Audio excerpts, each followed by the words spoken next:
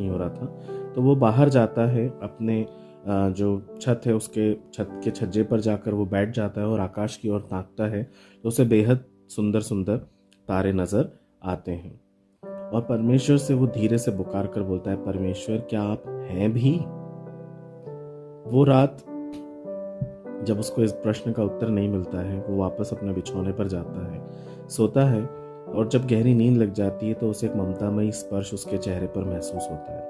एक गर्माहट सी महसूस होती है, एक ऐसी अजीब सी उसको फीलिंग आती है कि किसी ने उसको अंदर से गले लगाया।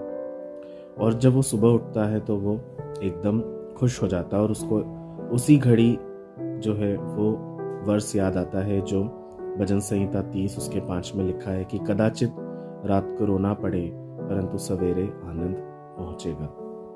और डैनियल बड़ा होता है, परमेश्वर के वचन में बढ़ता है, और वो एक गवाह बनता है। और गवाह वो बनता है जहाँ जहाँ भी वो परमेश्वर की गवाही देता है, वहाँ पर वो यही बात कहता है, वो रात जिसने मेरी ज़िंदगी बदल दी, जिस रात परमेश्वर ने मुझे छुआ। तो कहने का मतलब ये है कि परमेश्वर हमें रात में ज्ञान सिखाते हैं, परमेश्वर हमें रात में ही सामर्थ्य देते हैं, और परमेश्वर हमें रात में तैयार करते हैं। एक बात हमेशा याद रखिएगा कि nights are not for punishments, they are for process, है ना।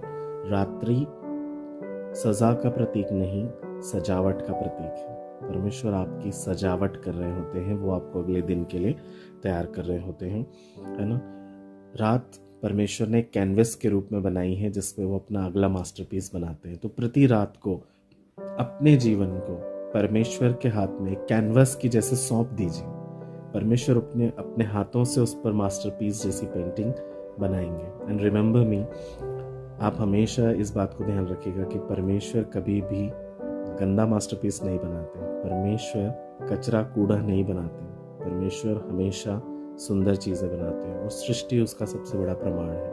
तो मैं विश्वास करता हूँ कि परमेश्वर आपके जीवन में अद्भुत काम करेंगे, और अब से रात को डरने की बजाय आप परमेश्वर के चरणों में जाएंगे और उन्हें अपना जीवन पूरी तरह से सौंप देंगे। आइए हम छोटी सी प्रार्थना करेंगे।